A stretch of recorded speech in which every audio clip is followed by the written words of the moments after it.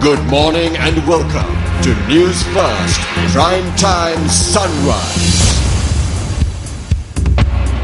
It's the 11th of May 2015. A very good Monday morning to you and welcome to Prime Time Sunrise. You're with me, Florine Rajendran. Before going to the stories in detail, here's a look at the headlines.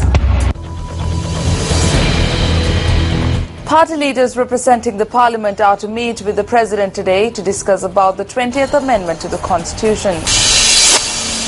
Heavy showers accompanied with thunder and lightning are predicted for many areas of the island. The group engaged in relief work in Nepal to return to the island today. The investigation report on the destruction of forest land in Vilpattu to be handed over to the President.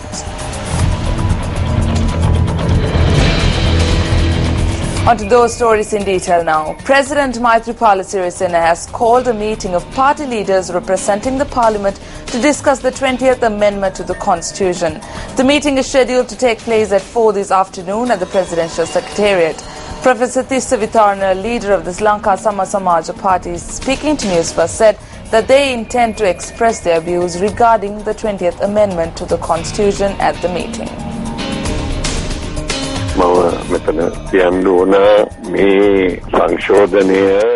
We have received a document regarding the 20th Amendment to the Constitution and we intend on expressing our views regarding it.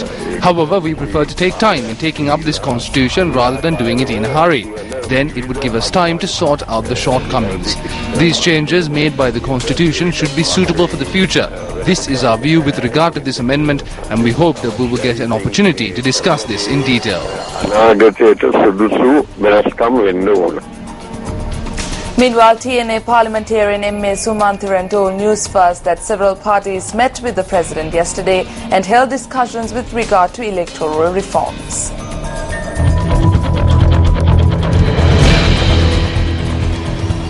The Ministry of Environment and Mahavali Development states that the report compiled after investigating on the destruction of the Vilpattu National Forest will be handed over to the President today.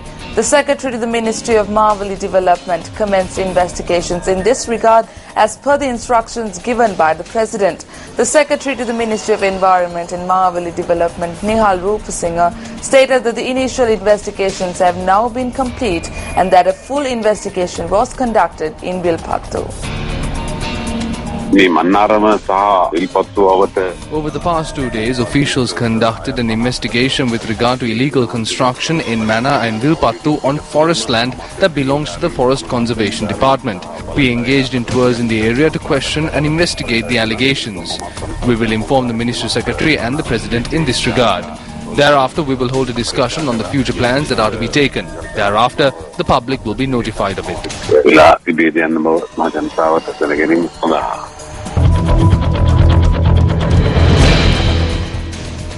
One person has been killed in the Veerana area in Aralagan Villa after being struck by lightning.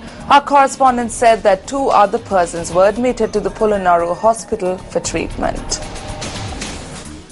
Meanwhile, the Department of Meteorology said that due to the influence of intertropical convergence zone, the possibility for rain and lightning activities over the country is very high. According to the Department of Meteorology, due to the active cloudiness associated with the ITCZ, sudden increase of wind speed up to 70 to 80 kilometers per hour over and around the island is possible. Showers or thunder showers are predicted to occur at most parts of the island during the afternoon and night. Heavy rainfalls, about 100 millimeters, are also expected at some places. Meanwhile, water levels of 73 reservoirs of the Department of Irrigation has reached up to 90%. Director of the Water Management Unit of the Irrigation Department, Janaki Megastana, said that of 73 main reservoirs of the department, 25 have reached spill level.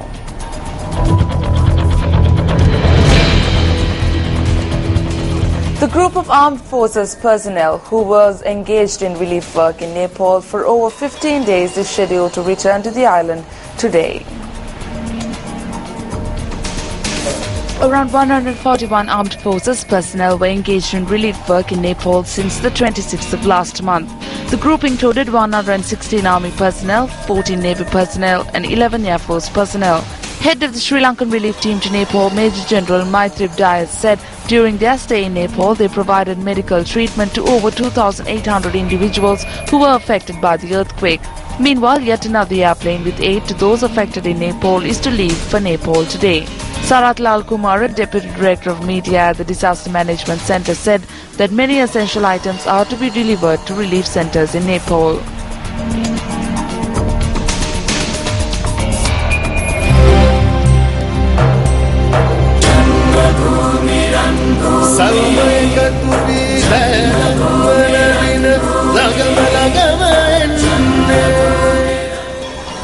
Today is the fourth day of the Ranbhoomi Rally for Unity, which intends to bring Sri Lankan hearts together as one, brick by brick. The rally is to commence its journey from Chunnakam and is set to reach Chavakacheri. Ranbhoomi National Unity Rally is jointly organised by the MTV-MBC Networks, Newsfirst, the Colombo Port City and the National Youth Services Council. We are now joined by Newsfirst Shah Jurang Party with the details of today's journey. With the intention of spreading the word of reconciliation, unity and development across the country in 100 cities and 1,500 villages, the Ranbhoomi Rally for Unity, organised by MTV-MBC, the Colombo Port City and the National Youth Services Council, will continue its 40-day journey today from Chunnakam at 9 a.m. The rally will then head towards Point Pedro late in the afternoon and make its final stop for the day in Chavakacheri. So we invite all Sri Lankans to set aside their differences, caste, creed or religion, and join hands with us together in this endeavour and build this country brick by brick and show the rest of the world that we are more than what we are, a united and strong Sri Lanka. For the Newsfirst team, I'm Shah Jurang Party for the Ranbhoomi Rally for Unity.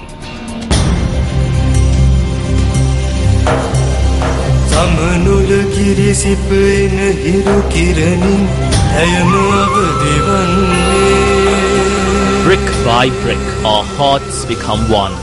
Ranbhoomi Rally for Unity. 8th May, 9 a.m. Kalaimana, 12 p.m. Mana, 4 p.m. Madhu. 9th May, 9 a.m. Purasankulam, 12 p.m. Vaunia, 4 p.m. Mankulam. 10th May, 9 a.m. Kilinochi, 12 p.m. Punarin, 4 p.m. Jaffna. Join us now for the nation's biggest rally,